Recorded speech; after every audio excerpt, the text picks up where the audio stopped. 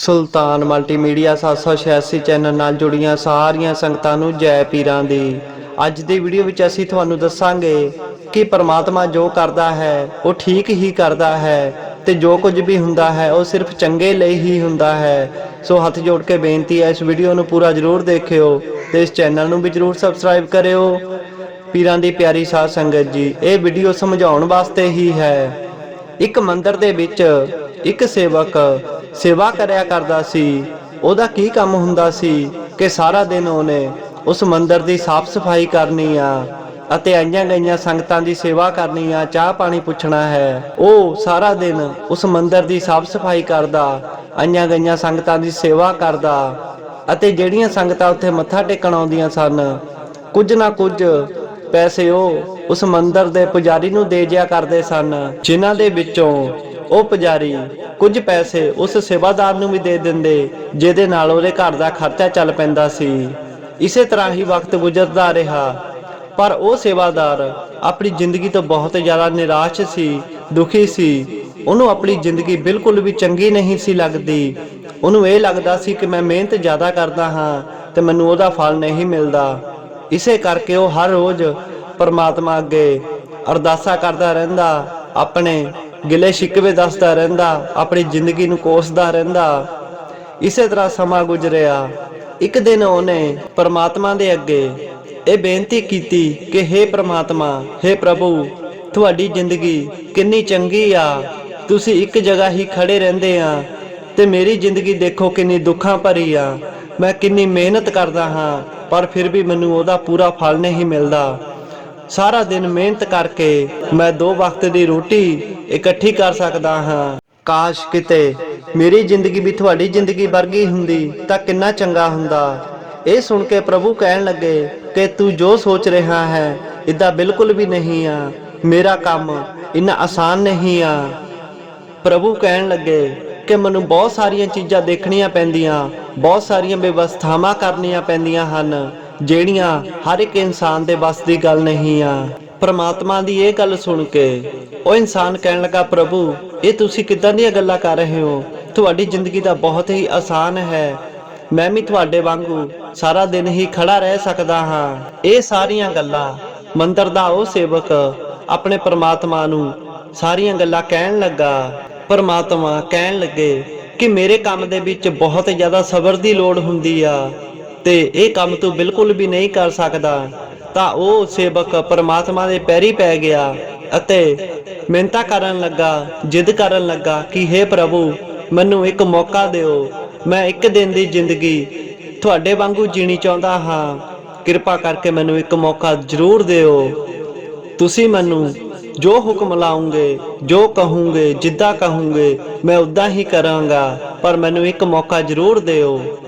ਉਹਦੀ ਜਿੱਦ ਦੇਖ ਕੇ, ਉਹਦੀ ਇਹ ਭਾਵਨਾ ਦੇਖ ਕੇ ਪਰਮਾਤਮਾ ਨੇ ਕਿਹਾ, ਠੀਕ ਆ, ਮੈਂ ਤੈਨੂੰ ਇੱਕ ਮੌਕਾ ਜ਼ਰੂਰ ਦਵਾਂਗਾ। ਤੂੰ ਇੱਕ ਦਿਨ ਲਈ ਜਿੱਦਾਂ ਦੀ ਤੂੰ ਚਾਹੁੰਦਾ ਹੈ ਉੱਦਾਂ ਦੀ ਜ਼ਿੰਦਗੀ ਜੀ ਲੈ ਤੇ ਮੈਂ ਦੇਖਾਂਗਾ। ਪਰਮਾਤਮਾ ਆਪਣੇ ਸੇਵਕ ਨੂੰ ਕਹਿਣ ਲੱਗੇ ਕਿ ਜੇਕਰ ਤੂੰ ਇਹ ਜ਼ਿੰਦਗੀ ਜੀਣੀ ਚਾਹੁੰਦਾ ਆ ਤਾਂ ਤੈਨੂੰ ਕੁਝ ਸ਼ਰਤਾਂ ਮੰਨਣੀਆਂ ਪੈਣਗੀਆਂ। ਤਾਂ ਉਹ ਕਹਿੰਦਾ, ਪ੍ਰਭੂ ਤੁਸੀਂ ਜੋ ਵੀ ਸ਼ਰਤ ਰੱਖੋਗੇ, ਜੋ ਵੀ ਕਹੋਗੇ ਮੈਂ ਜ਼ਰੂਰ ਮੰਨੂੰਗਾ। ਪਰਮਾਤਮਾ ਕਹਿਣ ਲੱਗੇ, ਇਸ ਮੰਦਿਰ ਦੇ ਵਿੱਚ ਅਨੇਕਾਂ ਹੀ ਲੋਕ ਆਣਗੇ, ਕੁਝ ਚੰਗਾ ਕਹਿਣਗੇ, ਕੁਝ ਮਾੜਾ ਕਹਿਣਗੇ, ਪਰ ਤੂੰ ਮੂਰਤੀ ਦੀ ਤਰ੍ਹਾਂ ਇੱਕ ਜਗ੍ਹਾ ਹੀ ਖੜਾ ਹੋ ਕੇ ਸਾਰਿਆਂ ਦੀਆਂ ਗੱਲਾਂ ਚੁੱਪਚਾਪ ਸੁਣੇਗਾ ਅਤੇ ਤੂੰ ਆਪਣੇ ਵੱਲੋਂ ਕੋਈ ਵੀ ਪ੍ਰਤੀਕਿਰਿਆ ਨਹੀਂ ਦੇਣੀ ਆ। ਸਿਰਫ ਚੁੱਪਚਾਪ ਖੜੇ ਹੋ ਕੇ ਦੇਖਣਾ ਹੀ ਹੈ ਕਿ ਕੌਣ ਕੀ ਕਹਿ ਰਿਹਾ ਹੈ। ਪਰਮਾਤਮਾ ਦੀ ਇਹ ਗੱਲ ਉਹ ਸੇਵਕ ਮੰਨ ਗਿਆ ਅਤੇ ਪਰਮਾਤਮਾ ਨੇ ਉਹਨੂੰ ਇਹ ਵਰ ਦੇ ਦਿੱਤਾ ਕਿ ਤੂੰ ਇੱਕ ਦਿਨ ਦੀ ਜ਼ਿੰਦਗੀ ਮੇਰੇ ਵਾਂਗੂ ਰਹਿ ਕੇ ਗੁਜ਼ਾਰ ਸਕਦਾ ਹੈ। ਪਰਮਾਤਮਾ ਦੀ ਇੱਛਾ ਦੇ ਅਨੁਸਾਰ ਉਹ ਆਦਮੀ ਮੂਰਤੀ ਦੀ ਤਰ੍ਹਾਂ ਉਸ ਮੰਦਿਰ ਦੇ ਵਿੱਚ ਖੜਾ ਹੋ ਗਿਆ। ਥੋੜਾ ਜਿਹਾ ਸਮੇਂ ਗੁਜ਼ਰਿਆ। ਉਸ ਮੰਦਿਰ ਦੇ ਵਿੱਚ ਇੱਕ ਬਹੁਤ ਹੀ ਅਮੀਰ ਆਦਮੀ ਆਇਆ ਅਤੇ ਆ ਕੇ ਪਰਮਾਤਮਾ ਅੱਗੇ ਅਰਦਾਸ ਕਰਨ ਲੱਗਾ ਕਿ ਹੇ ਪ੍ਰਭੂ, ਮੈਂ ਅੱਜ ਇੱਕ ਨਵੀਂ ਫੈਕਟਰੀ ਖੋਲਣ ਜਾ ਰਿਹਾ ਹਾਂ। ਤੁਸੀਂ ਮੈਨੂੰ ਆਸ਼ੀਰਵਾਦ ਦੇਵੋ ਕਿ ਮੇਰੀ ਇਹ ਫੈਕਟਰੀ ਬਹੁਤ ਜ਼ਿਆਦਾ ਚੱਲੇ, ਮੈਨੂੰ ਬਹੁਤ ਜ਼ਿਆਦਾ ਮੁਨਾਫਾ ਹੋਵੇ। ਇੱਦਾਂ ਉਹ ਅਮੀਰ ਆਦਮੀ ਦੁਆ ਫਰਿਆਦ ਕਰਦਾ ਰਿਹਾ ਅਤੇ ਜਦੋਂ ਦੁਆ ਫਰਿਆਦ ਤੋਂ ਬਾਅਦ ਉਹ ਪ੍ਰਭੂ ਦੇ ਚਰਨਾਂ ਦੇ ਵਿੱਚ ਝੁਕਿਆ ਤਾਂ ਉਹਦੀ ਜੇਬ ਦੇ ਵਿੱਚੋਂ ਬਟੂਆ ਡਿੱਗ ਪਿਆ। ਪਰ ਉਸ ਆਦਮੀ ਨੂੰ ਪਤਾ ਨਾ ਲੱਗਿਆ ਕਿ ਉਹਦੀ ਜੇਬ ਦੇ ਵਿੱਚੋਂ ਬਟੂਆ ਡਿੱਗ ਗਿਆ ਹੈ। ਉਧਰ ਮੂਰਤੀ ਬਣਿਆ ਉਹ ਸੇਵਕ, ਉਹਦੇ ਮਨ ਵਿੱਚ ਆਇਆ ਕਿ ਮੈਂ ਉਸ ਆਦਮੀ ਨੂੰ ਰੋਕ ਲਵਾਂ ਤੇ ਉਹਨੂੰ ਦੱਸ ਦਵਾਂ ਕਿ ਤੇਰਾ ਬਟੂਆ ਡਿੱਗਿਆ ਹੋਇਆ ਹੈ, ਇਹਨੂੰ ਚੱਕ ਲੈ।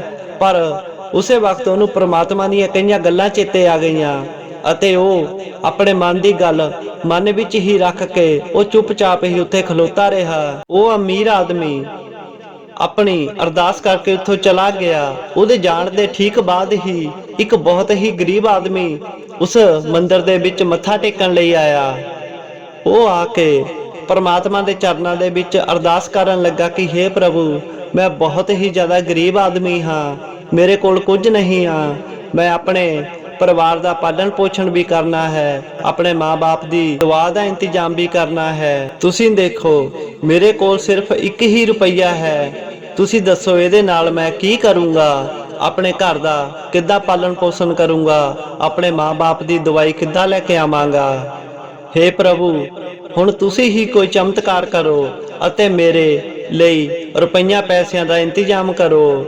ਅਰਦਾਸ ਕਰਨ ਤੋਂ ਬਾਅਦ, ਬੇਨਤੀ ਕਰਨ ਤੋਂ ਬਾਅਦ ਜਿੱਦਾਂ ਹੀ ਉਹ ਗਰੀਬ ਆਦਮੀ ਮੰਦਿਰ ਚੋਂ ਬਾਹਰ ਨਿਕਲਣ ਲੱਗਾ ਤਾਂ ਉਹਦੀ ਨਿਗਾਹ ਉਸ ਅਮੀਰ ਆਦਮੀ ਦੇ ਬਟੂਏ ਤੇ ਪੈ ਗਈ।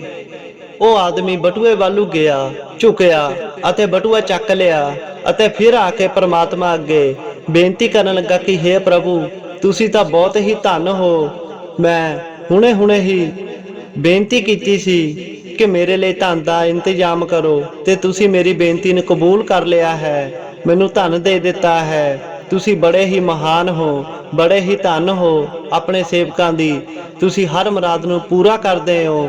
ਇਦਾਂ ਉਹ ਦੁਬਾਰਾ ਬੇਨਤੀਆਂ ਕਰਨ ਲੱਗ ਪਿਆ।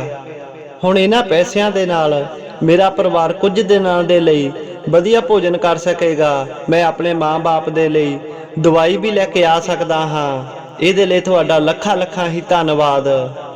ਜਿੱਦਾਂ ਹੀ ਉਹ ਗਰੀਬ ਆਦਮੀ ਉਹ ਬਟੂਆ ਲੈ ਕੇ ਈਸ਼ਵਰ ਦਾ ਧੰਨਵਾਦ ਕਰਕੇ ਵਾਪਸ ਜਾਣ ਲੱਗਾ ਤਾਂ ਉਹ ਮੂਰਤੀ ਬਣੇ ਇਨਸਾਨ ਦਾ ਬੜਾ ਦਿਲ ਕੀਤਾ ਕਿ ਮੈਂ ਇਹਨੂੰ ਰੋਕ ਕੇ ਕਹਿ ਦਵਾਂ ਕਿ ਇਹ ਬਟੂਆ ਤਾਂ ਕਿਸੇ ਹੋਰ ਦਾ ਹੈ, ਕਿਸੇ ਅਮੀਰ ਆਦਮੀ ਦਾ ਹੈ, ਇਹਨੂੰ ਉਹ ਨਾ ਲਵੇ, ਉਹ ਜੋ ਕਰ ਰਿਹਾ ਹੈ ਇਹ ਚੋਰੀ ਹੈ।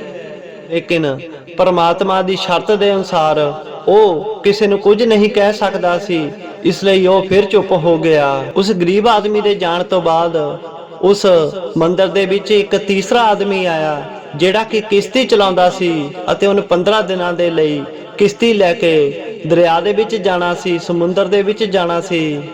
ਉਸ ਕਿਸ਼ਤੀ ਵਾਲੇ ਨੇ ਆ ਕੇ ਪਰਮਾਤਮਾ ਅੱਗੇ ਬੇਨਤੀ ਕੀਤੀ ਕਿ ਉਹਦੀ ਯਾਤਰਾ ਮੰਗਲਮੈ ਰਹੇ, ਉਹ ਸੁਖੀ ਤੇ ਸਮਰਿੱਧੀ ਦੇ ਨਾਲ ਜਾਵੇ ਅਤੇ ਖੁਸ਼ੀ ਹੀ ਉਹ ਸਹੀ ਸਲਾਮਤ ਵਾਪਸ ਆਵੇ। ਉਹ ਕਿਸ਼ਤੀ ਵਾਲਾ ਆਦਮੀ ਅਜੇ ਬੇਨਤੀ ਕਰ ਹੀ ਰਿਹਾ ਸੀ ਕਿ ਉਹੀ ਵਪਾਰੀ ਵਾਪਸ ਆ ਗਿਆ ਉਸ ਮੰਦਿਰ ਦੇ ਵਿੱਚ ਅਤੇ ਉਹ ਆਪਣੇ ਨਾਲ ਪੁਲਿਸ ਵੀ ਲੈ ਕੇ ਆਇਆ ਸੀ।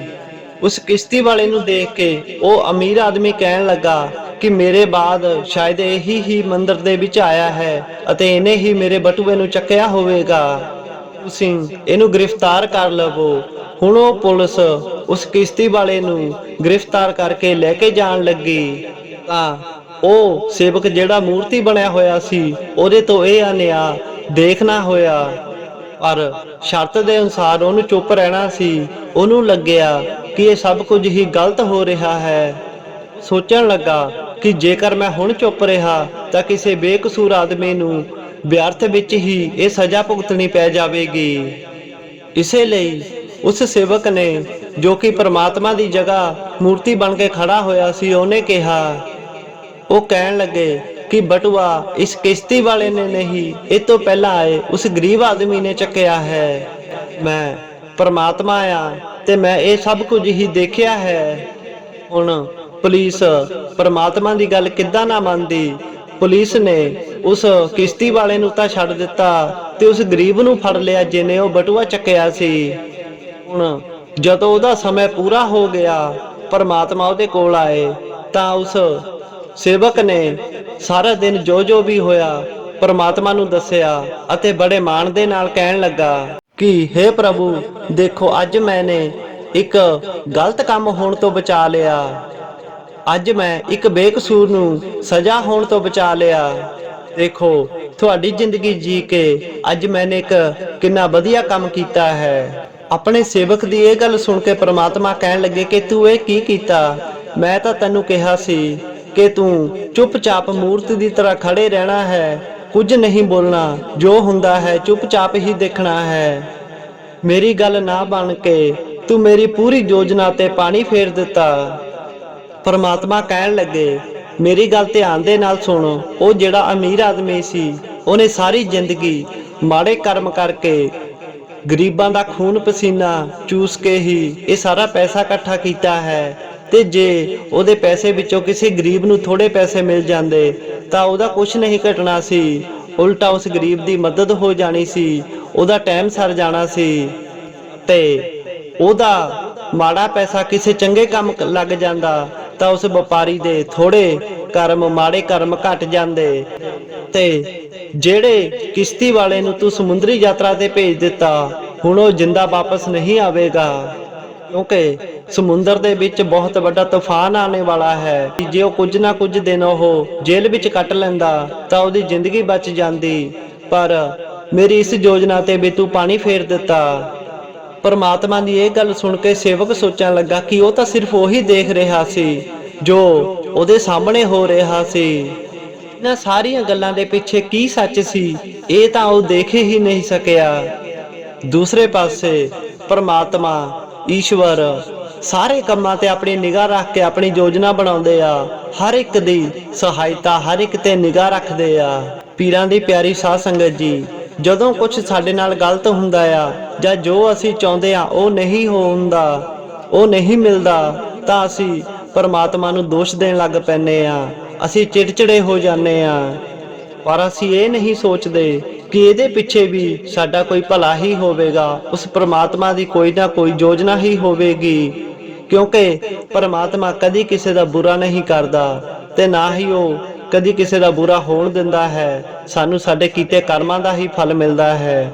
ਇਸੇ ਕਰਕੇ ਕਦੀ ਜੇ ਕੋਈ ਚੀਜ਼ ਨਾ ਮਿਲੇ ਜਾਂ ਕੁਝ ਹੋਵੇ ਤਾਂ ਪਰਮਾਤਮਾ ਦੀ ਰਜ਼ਾ ਹੀ ਸਮਝਣੀ ਚਾਹੀਦੀ ਆ, ਕਿਉਂਕਿ ਉਹ ਆਪਣੇ ਬੱਚਿਆਂ ਤੇ ਕਦੇ ਜ਼ੁਲਮ ਨਹੀਂ ਕਰਦਾ, ਸਗੋਂ ਫੁੱਲਾਂ ਦੇ ਵਾਂਗੂ ਆਪਣੇ ਬੱਚਿਆਂ ਨੂੰ ਪਾਲਦਾ ਹੈ, ਉਹਨਾਂ ਦੀ ਰੱਖਿਆ ਕਰਦਾ ਹੈ। ਸਮਾਂ ਚਾਹੇ ਜਿੱਦਾਂ ਦਾ ਵੀ ਮਰਜ਼ੀ ਹੋਵੇ, ਸਾਨੂੰ ਆਪਣੇ ਆਪ ਤੇ ਯਕੀਨ ਰੱਖ ਕੇ ਪਰਮਾਤਮਾ ਤੇ ਯਕੀਨ ਰੱਖ ਕੇ ਬੜੇ ਸਬਰ ਸ਼ੁਕਰ ਦੇ ਨਾਲ ਜ਼ਿੰਦਗੀ ਬਤੀਤ ਕਰਨੀ ਚਾਹੀਦੀ ਆ। ਇਸੇ ਲਈ ਹੀ ਕਿਹਾ ਜਾਂਦਾ ਹੈ ਜੋ ਕੁਝ ਵੀ ਹੁੰਦਾ ਹੈ ਚੰਗਾ ਹੀ ਹੁੰਦਾ ਹੈ ਜਾਂ ਚੰਗੇ ਲਈ ਹੀ ਹੁੰਦਾ ਹੈ, ਚਾਹੇ ਥੋੜੀ ਦੇਰ ਲੱਗ ਜਾਵੇ, ਪਰ ਜੋ ਪਰਮਾਤਮਾ ਦੀ ਮਰਜ਼ੀ ਦੇ ਨਾਲ ਹੁੰਦਾ ਹੈ ਉਹ ਸਾਰਾ ਕੁਝ ਚੰਗਾ ਹੀ ਹੁੰਦਾ ਹੈ। ਇਸੇ ਕਰਕੇ ਪਰਮਾਤਮਾ ਦੀ ਰਜ਼ਾ ਵਿੱਚ ਰਹੋ, ਆਪਣੇ ਪੀਰੋ ਮੁਰਸ਼ਦ ਦੀ ਰਜ਼ਾ ਵਿੱਚ ਰਹੋ ਤਾਂ ਜ਼ਿੰਦਗੀ ਬੜੀ ਵਧੀਆ ਗੁਜ਼ਰੇਗੀ। ਸੋ ਪੀਰਾਂ ਫਕੀਰਾਂ ਦੀਆਂ ਹੋਰ ਵੀਡੀਓ ਦੇਖਣ ਲਈ ਇਸ ਚੈਨਲ ਨੂੰ ਜਰੂਰ ਸਬਸਕ੍ਰਾਈਬ ਕਰਿਓ।